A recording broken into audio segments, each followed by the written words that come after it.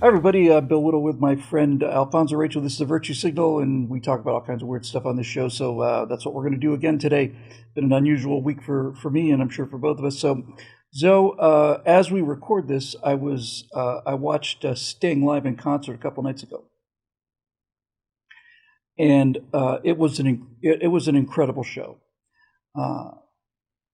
Really an incredible show, and I had a lot of things to think about that. One of them was the power of music, and you're a musician and I'm not. We can get into that in a minute. But as I was sitting in this crowd full of people, and there were probably, 2,000 people there, I had this very strange thought, extremely presumptuous thought, but it also happens to be true.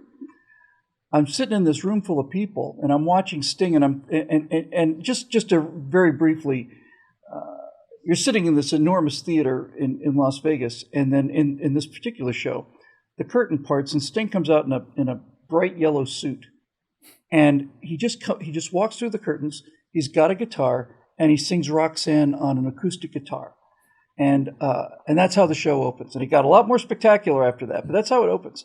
And my first thought was, "Holy crap, that's Sting!" You know, I was like, "That's really Sting. That's Sting." So it was an amazing show, and a lot of stuff about the music I want to talk to you about in a minute. But the pretentious thought that I had was that of all the people in this room, maybe 3 or 4 of us know what that's like. Now, it will occur to a number of people that I'm not as famous as Sting, and that I don't have the cultural influence that Sting has. But what occurred to me was, I know what it's like to be on the other side of that curtain. And I know what it's like to walk out into a large room of people. And I know what it's like to move an audience. And I'll just say this one more time. I'll probably have to say this every 2 or 3 minutes. I'm not comparing myself to Sting in regard to the scale of it. But I've been on the other side of that curtain and had to come out in front of an audience, and so have you. And I thought that it might be interesting to some people to have a discussion about that, because this is the thing that I wanted to talk about most. Sting came out and sat on a stool for a lot of it and talked to people. And I thought to myself, I really like this guy. I really like him, you know? And then that other part of my head said, yeah, you know, and I'm sure that stripper says she really likes me too, you know? In other words, it's their job to convince you that they're real people. And then the third thought of my head came around again. I said, yes, but I really do believe him. I really do believe him when he talks about coming from a coal mining town in England, and all he ever wanted to be was a working musician and a cowboy. And I guess this kind of goes a little bit to what we talked about in our last show, which was a laugh-a-thon. But there was a sincerity there that I believed, and I have been on the other side of that sincerity curtain, and I know that what Sting was saying was real because I've been real too. When you get in front of an audience, if you're good at what you do, the main thing that you do, whether it's public speaking, as I've probably done 200 events, and several of them have been in front of thousands of people. Nothing like what he had there, but still, it's enough. That's a big room. I think I did a 4,000 room event once. That's a lot of people, and so you come out on stage, and for you to be successful, you have to really remove all of this artifice, and it's not a trick. It's not me actually pretending to be sincere. It's not me learn some technique where I feel like I'm talking to every individual person in that room like I'm really talking to them. That's real. That's really what a good artist can do. Is they can penetrate that proscenium stage, penetrate that fourth wall, and make that human connection to people. And Sting did that so effectively that I wanted to talk about that with you, because you've been a musician, you've been a speaker, you've done all of this stuff, and you've done it too. And I thought it'd be interesting to get your thoughts on what it's like to be on stage, because most people don't know what it's like to be on stage.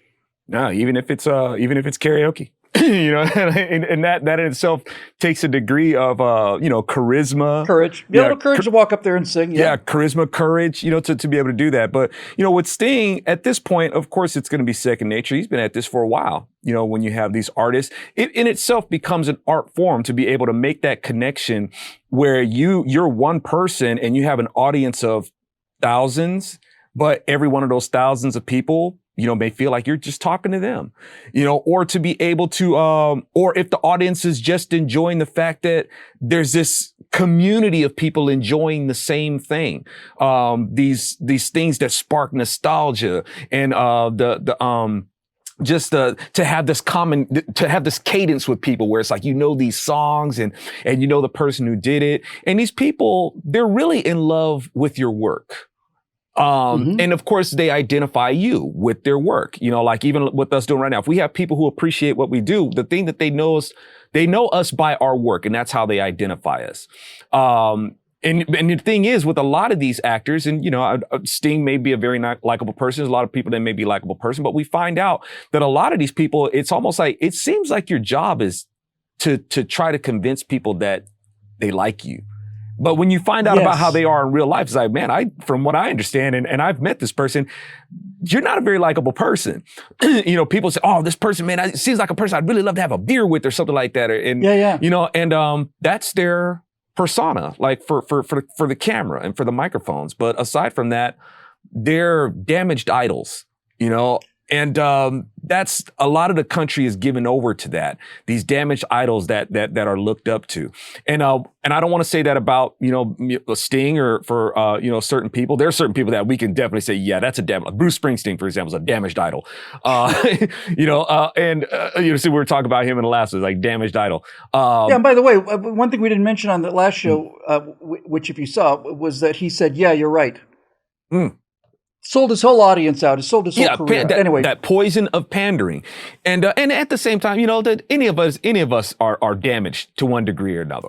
Sure. I don't think I don't think there's anybody, or there shouldn't be anybody, who idolizes us. But we know that there are celebrities who are idolized, and a lot of times, the bigger the damage, the bigger the idolization. It's a weird thing. But this guy's been married to the same person for quite a long time, and the thing that struck me the most about this concert was his humility. And this is kind of the point of what I'm trying to get at here is what you just mentioned. Is that fake? There's that old saw. It's like, sincerity is everything. Once you can fake that, you got it made.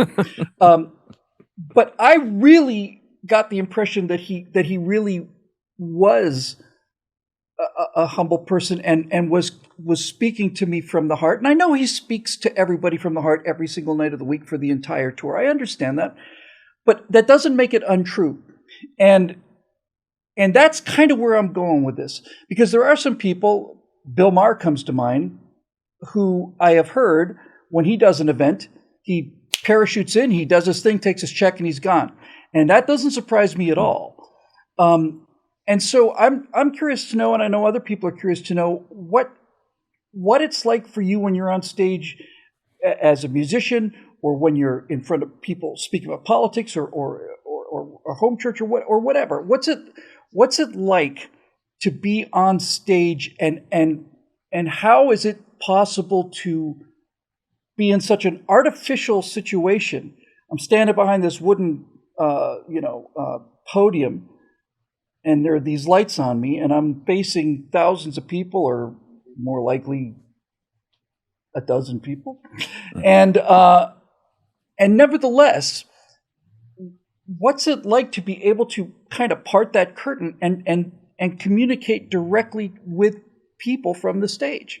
How do you do that? Well, it's definitely a different dynamic from being a musician to being a speaker.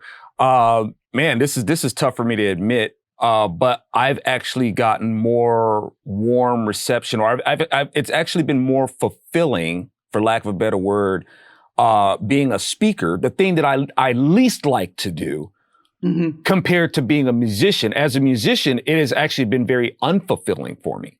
The thing that I enjoy doing the most, making music, has been, it's like, I've played so many shows where it's like you're just playing for the bartenders and stuff like that. Being able to promote music, promoting in music is it in itself it's not just an art form, it's a gift. There are certain people who are born with a magnetism to get people to show up to their gigs, to be able to get people to show up to that event. Or they have people in their networks who are able to, promoters and whatnot, like genuine promoters, not just people who make money off their ticket sales, but people who actually know how to make it an event where people want to come to. You gotta because they know the artist well enough, or at least they know the strengths of the artist and they know how to sell that. And they know the demographic. And like I said, they've already, it's like, it's a mojo, man. It's like something that it's a je ne sais quoi. Like, how do you define it? It's some formula that's like unnamed, where people can be a part of this, can be at the center of it and gravitate people to it. That's like a talent that I've not had in music. But in terms of like speaking events, it's not me, myself, who are able to gravitate people event. It's been able to connect with people who are able to pull these people together where I can speak in front of like hundreds or even a 1,000+ people. And doing that, to answer the question, like, what's it like to be able to take the stage and to be able to be received by these people? Man, it's one of those things where it's like, you guys dig the truth, right? Yeah. You're digging the truth, and to be able to share in that, to be able to fellowship in that, you're resonating on the same frequency, and you're resonating. And you on, see yes. the faces, and you say something that's true, and you see people who've been told for the last 20 years that no, this is a lie, and you tell them it's the truth, and they know it's the truth, and you see their faces light up, and then you feel like, okay, I've got something. Exactly, there's something going on, and here. That in itself is musical. Like I said, we're on the same frequency here, man. We're striking the same chord. There's no this isn't dissonance or anything like that. It's like, oh, that's sour. It's like, no, you're watching it, and in itself is musical. So I can really appreciate that. Oh, sorry, go ahead. No, I was just going to say on this particular point, because like I said, I was in that room and I thought, that is an experience that I've had several times, not on that scale, but then again, on that scale. Yeah, it is on that scale. Yeah. I walked in front of thousands of people in a dark room, and I am the show. It's me. This is what they're here to see. And I realized I'm looking around at all these other people. They said they have no idea what that's like. And I thought it might be interesting for people to see what the other side of that was. But what you said there is one of the main things that I wanted to talk about on this episode. And that's the idea that on any kind of a live performance, whether it's music or speaking event or whatever the case may be, there is a feedback loop between the performer and the audience. And that's why anybody who's ever done this knows the difference between a hot crowd and a cold crowd. And that's why anybody who's ever done this knows that when you've got a hot crowd, you will take that show to a level that you physically couldn't do with a cold crowd, because that feedback loop, that sense of, we're loving this, encourages you and emboldens you is a better word. It emboldens you, and you just keep pushing it. Even in something very, very different and very simple. When I was much younger and I was working in the Miami Planetarium, we would do laser shows. And one of the laser shows we did was The Police. That was the one that was the most popular. And the people who are running the lasers are artists. They're basically doing this in real time. And I was making the announcement. I said, folks, this is a live show. The more you enjoy the show, the more the artists enjoy the show, the more they enjoyed the show, the better show they put on, which means you like it even better. It's a feedback loop. So let's all get behind this. And even for guys who are just twisting knobs to make little spirograph patterns on the ceiling, when they had a hot crowd, and we knew it, we all knew it, we're all looking at each other, the performers, I'm doing background lights and things like that, and we're looking at each other, we're really cranking now, man. We're really, really, really, really cranking. And that feedback loop is intoxicating, and I think it's intoxicating in an entirely kind of pure way. You know, it's not like a fake drunkenness. It's not Caesar going through, you know, the parade like, oh, everyone worship me, throw hosannas. No. It's a really pure kind of a dynamic when you're able to connect to an audience and then they connect back to you. Yes. Yeah. Reading the room, man. You got to know how to read the room. And I think I can think of like two speeches, like one of my better ones and one of my worst ones. And I figured, man, it's like, you guys do know what I talk about here, man. It's like my approach is cultural, and I'm not looking to politicians to solve the problem and stuff like that. And where I was scheduled to speak at is like basically a room full of attorneys and people with political ambitions and stuff like that. And I'm basically just laying it down and say, look, man, you're not the answer. and I don't think they liked hearing that, even though I think they needed to hear it. But, you know, it's one of those things. And then another speaking engagement I did, I don't like to do stump speeches as it is. It's like, I really like to have it like, you know, structured in how I'm going to talk about what I'm going to address. Cause, you know, I have a complex about rambling. And, it turned out that this was probably, I think, one of my better, and it received a standing ovation and all that sort of stuff. It was at, I think it was a value voters summit. And we were promoting the Gosnell movie, and Dean Cain, Superman. You were great in that, by the way. Oh, you're a very good actor. Thank you, man. And you know, the guy who's Superman was late. It's like, hey, man, Superman's supposed to be on time. Well, he was late, and they needed somebody to come in and fill. It's like, hey, Zoe, right? Oh my goodness, yeah. It was like, we need you to speak until Dean Cain gets here. Well, not having anything prepared, I'm like, you guys, maybe you hadn't heard, I don't like it. And they're like, man, we really need you to fill in for like until he gets here. Right. So this turned out to be like 20 minutes, and I went and did it, and praise be to God, I actually had something to talk about, you know, and it was received well. Unfortunately, it wasn't seen well. It's on YouTube. I think it still only has like, believe it, like, this was like a couple of years ago, only has like 200 some views. It's like, wow, man. Well, we'll link it throw us the link, and we'll put it in the link on this show. That way we'll get another 20 views for it. Thank you, man. Yeah, I'll take all I can get, you know? No problem. And, you know, I think I might have said something useful, and obviously, you know, the handlers really appreciate it. Wow, man, thank you for filling in.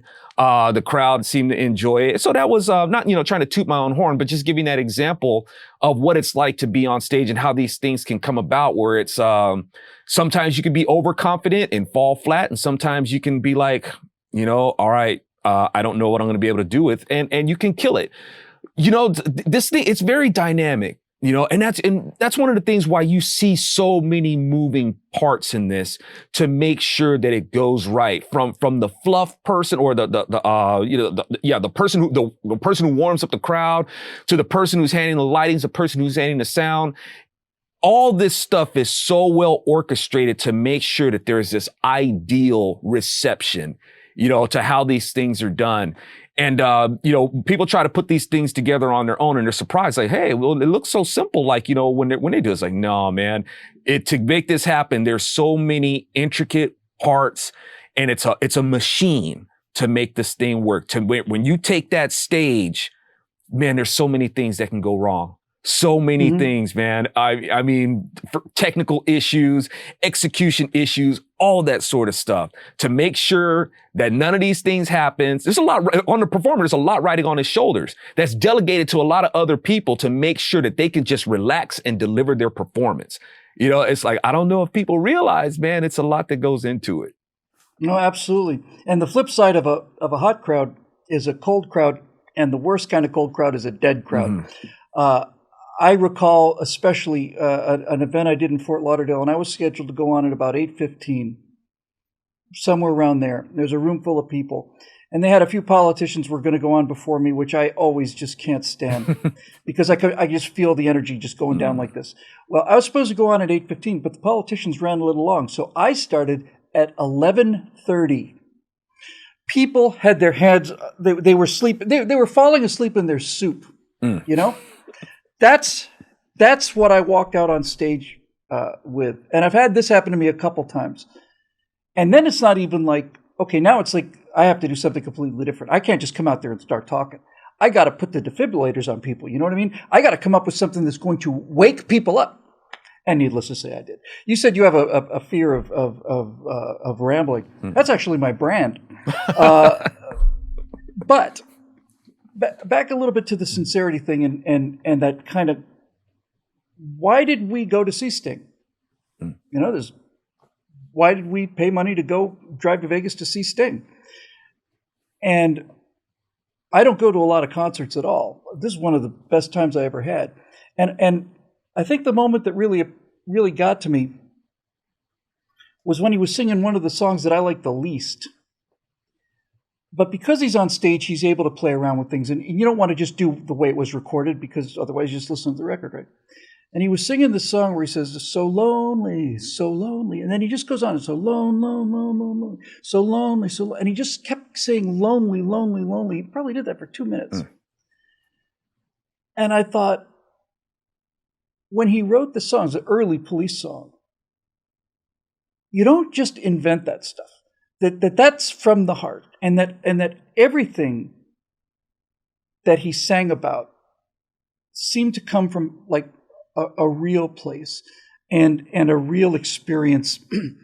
and he had the courage to talk about, you know, I just feel so lonely, It's what the song is. I feel so lonely. Roxanne is about a guy trying to talk this woman that he loves to not be a prostitute anymore. You know, that's what that song is about. And so many of these songs are just really dark. Synchronicity song, Scott and Steve and I were talking about this on the Right Angle show when I told him I was going to go see Sting on our backstage show. And he was saying, I think it was Scott who said, I really couldn't figure that song out. I listened to it. I said, Scott, it's about a guy coming home to kill his family. What? Yeah. You know, he sees the family home now looming in his headlights, the pain upstairs that makes his eyeballs ache. Many miles away, there's a shadow on the door on a cottage of a shore of a dark Scottish lake. That whole song is about this monster coming out of Loch Ness while this guy is coming home from this horrible job, and he's had enough. He's broken. But that's really the reason that somebody's on stage, whether it's in music, public speaking, comedy. They have managed to capture something in themselves and been able to honestly project that out there to people. And that's what makes people connect to them. That's what makes people buy their albums. It's not that it sounds good musically, although that's often the case. Certainly classical music, for example, is just for the sound. There's emotion behind it. But in a lot of rock and roll songs, and especially in blues and things, you get a sense that this person's just laid their soul out in front of you, you know? And you go, yeah, I felt lonely too. I felt lonely. Yeah, man, I know where you're coming from. Yeah, and it's thinking about that Synchronicity song. It's imagining Sting in fade mode, from the Dune movie. I will kill him. Right, wearing that plastic mankini or whichever it is that he was. He steps out of there. Yeah, Sting, he'll cut you. And and with these songs, that's a big part of it, man. Just being able to relate. It's like these people they're making this music and it's got this content in it and people can relate to it. And I see a lot of the culture is steeped in that. They want this content, mainly for, on an emotional level. That for them has more, it has more weight to them than appealing to them on an intellectual level. And I hope I don't sound condescending to people, but that's just the way that it is. Is that when you're going towards art, the emotional aspect of it is more absolute and more real to them than the intellectual pursuit of it. And the thing is, with this culture that wants to feel like they're not alone and somebody can relate to their loneliness or these other things that they're feeling.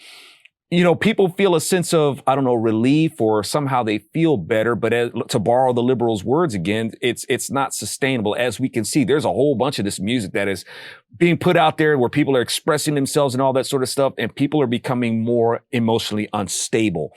Like for me, when I read through the Word, there's that same lament. All these laments are still in there, but there's a different factor to it.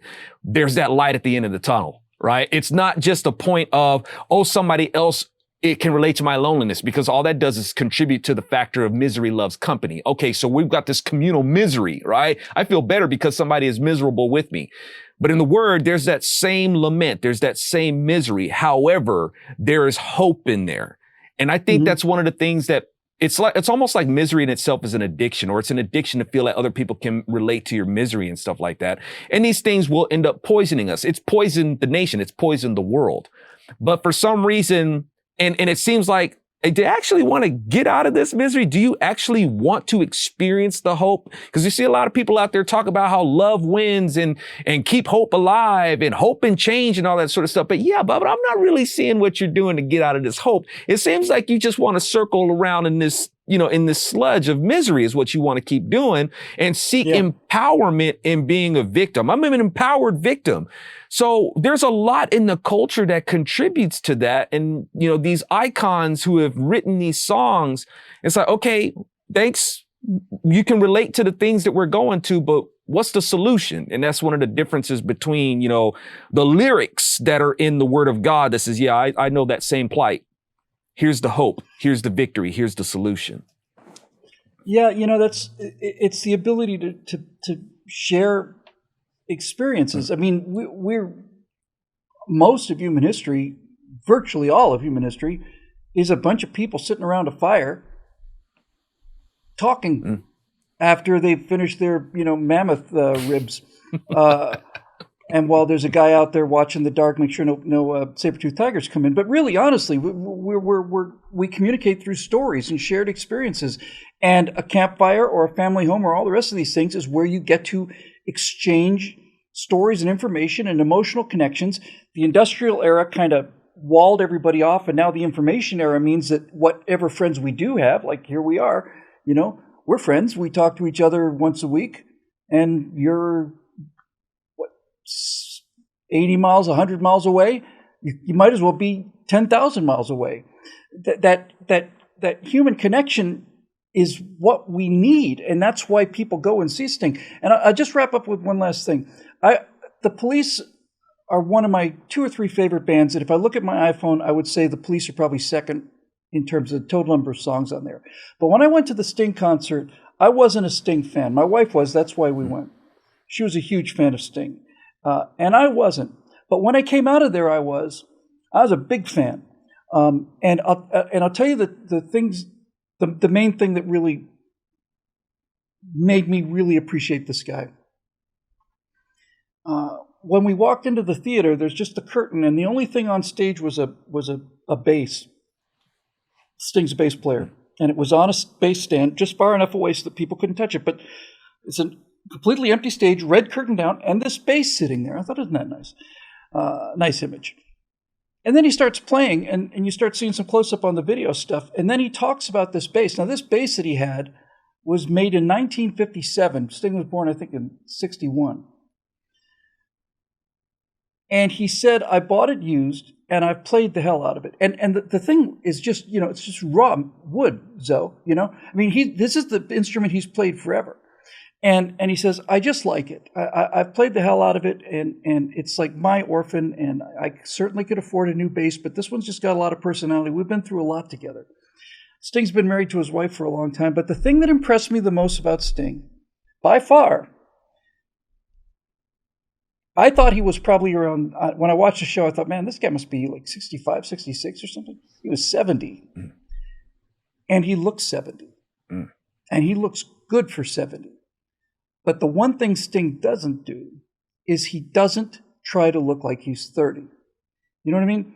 He hasn't done all the surgery. He hasn't done the John Kerry kind of, Botox mask. He's 70 years old, and he's not afraid to look 70 years old. He's in awfully good shape for 70 years old, and that alone gave me a lot of inspiration. But that was the thing about it that I liked the most, and was that he was comfortable in his skin where he was in life. And this is the last thing, really, that I wanted to talk to you about, and that is where he was in life. I'm a good deal older than you, and I'm watching the show, and I'm looking around, and I'm going, what am I doing here with all these old people in the audience? You know, I'm here looking at all these late middle-aged people. I said, this audience is so old. Why am I here? Well, it's because Sting is 70, and I've been listening to his music since 1979, which is, 42 years or something like that, if I did the math right. There's no guarantee about that. And I'm watching him, and after the show was over, I thought, if I'd seen Sting in 1983 or 84 when he was at the really at the height of his powers and popularities, if I'd seen the Police perform in 1984 or 85, the Sting that I would have seen would have had a lot more energy. He would have been a lot rougher around the edges. He would have been a lot more arrogant. He would have been a lot more cold.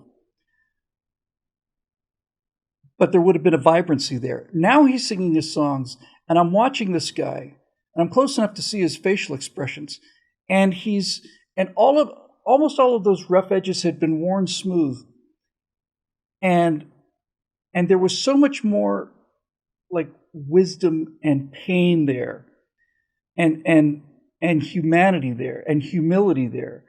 And I thought, that's an interesting balance, isn't it? Because that's kind of how life works. Which one, you've got the guy when he's young, just nothing but creative energy. He's mostly singing songs that are 30, 40 years old.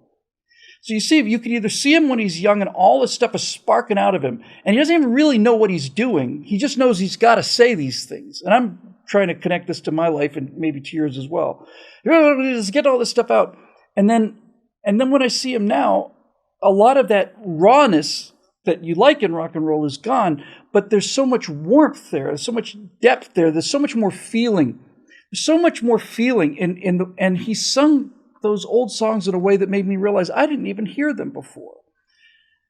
And I guess that's kind of what life does to us, It kind of the vitality and that kind of almost like violence of creation. I'm going to go out and conquer the world. That goes away. And it doesn't leave a hole. It just changes into something. It changes into something else.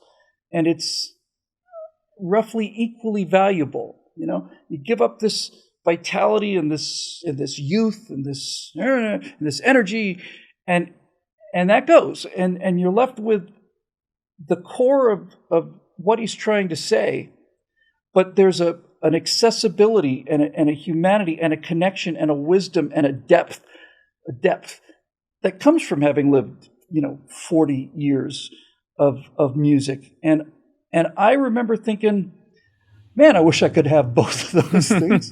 That was my honest thought, honest thought. I wish I could be 25 and have the wisdom and the sense that I have now, and this must be the universal human lament. Yeah, man. That you, as the saying goes, you want to age like wine, and not like milk. And wow, if we had those qualities, when we were younger, sure. And with this audience and how these songs are executed, at this point, of course, he's going to be more refined in the approach, but there's different factors to that. It's like you're playing before people. Man, you guys still want to hear these songs, man, after 30 years, and it's like it's one of those things where you want to step up your game, man. I want to give it to you. I thank you, man. I just want to give it to you the best way that I can. Give it to you. It's one, I can't maybe like do all the jumping around on stage and anything like that. Just, I'm older now. But however, I want you to be able to hear the notes and execute the notes just so carefully to give you that experience and try to recapture that the same way that you heard it and better, that when you're, so there's that reverence that comes in and that exchange between the person listening and the person, doing the songs. Like you kind of like almost handle it like grandkids, it's like, you want to treat your grandkids better than you treated your own kids. It's like, oh, now's my chance to be like the real fun parent and all that sort of stuff and really treat the audience, to something special, man. And there is this, and like you said, he's not trying to put on any sort of airs or trying to make himself look this or that. There's this realness, And that's what I dig about, because what you're getting, what you see is what you get. And that's one of the reasons why I love, when the Lord, when Moses said, hey, what's up, man? What's your name? And he says, yo, I am. That's it. It is what it is, brother. I am, if you want to know what my name is. And that's the connection. Because that's what we talk about, right? What you see is what you get. You want people to love you for your art. And God digs that. He understands that. Yeah, man, that's why I say I am. This is what you get, right? And I don't hide anything from you. The good, the bad, the ugly, I'll tell you about it all. And I'm justifiable to do so. And when we speak about connection, the Lord totally understands the importance of human connection. He totally understands that. Jesus is a Levite. He's not only just from the root of David, from the line of David, he's from the line of Levites, the priests. And the word Levi itself means connect. He's our connector. Right? That's what it means. So he understands all that. So, when these people are able to do what it is that they do, and people are still connected to that experience, to that feeling, whether it's the nostalgia or just a melody that they heard or a rhythm that they can just enjoy with everybody else. These are special things that connect people. And I mean, I would love to, man, what a joy that would be. It's not something that I'm seeking fulfillment in or anything like that, but hey, it would be pretty cool to be able to have that song that people, masses remember 30 years from now. And if 30 years from now is what we got, not to sound cynical or anything like that, but just, for the sake of it, for 20 years, whichever, that people say, yeah, man, I've been playing that song. You bust out with that song. And everybody's like, yeah, that was my jam back in the day. What a blessing to be able to experience that with people. Just a final thought here. I remember how I've had a couple comedians that I really like, and one I like the most is Brian Regan. And I'd listen to his concert or watch his concert video, and it's just hilarious. And then I'd go back and watch him on Letterman or something, and he would do the exact same jokes, and he would put the exact same pauses in, including the same kind of realizations. And I was kind of disappointed, like, oh, it's the same thing. And it's like, well, of course it is, dummy. I mean, he's got to do this 400 times, a year or something. He has to do it. And then I realized, just because, again, I'm just trying to explain to people what it's sometimes like on the other side of that curtain. There was a period there when I was doing the same speech every time. It was the What We Believe speech. And it was the only time in my life where I've done the same speech. Otherwise, they're completely different. But this time I was doing the same thing again and again and again. And it got better and better and better. And I think if something funny or something, I put it in, and if it worked, I'd keep it, and so on. And then I realized, my God, I'm doing the exact same thing that these guys are doing. I'm giving them the exact same show. It's not fair. I got to do something to make it different and new. So I started playing around with it, and it made it worse. And that's when I realized my obligation is to not give people a unique version of this, but to give them the best version of this. And if this is the best speech, this is as good as this speech is going to get, then that's what I'm going to keep doing. And I bring all that up only to say that usually in a live concert, in fact, almost exclusively, the artist will change the way the song is sung, specifically so that you don't hear what you heard when it was recorded. And I said he started with Roxanne, and then he ended with Roxanne, which is kind of his song. And sure enough, he did a version where it's Roxanne. He's really just blowing it out there. But he had the luxury, because he's done this for 40 years, he had the luxury to just, in the middle of this thing, at the very end of the show, middle of the song, he just slowed it down, and all of the other instruments went away. And it was just him just almost whispering in the mic, He said, Roxanne, you don't have to put on the red light. And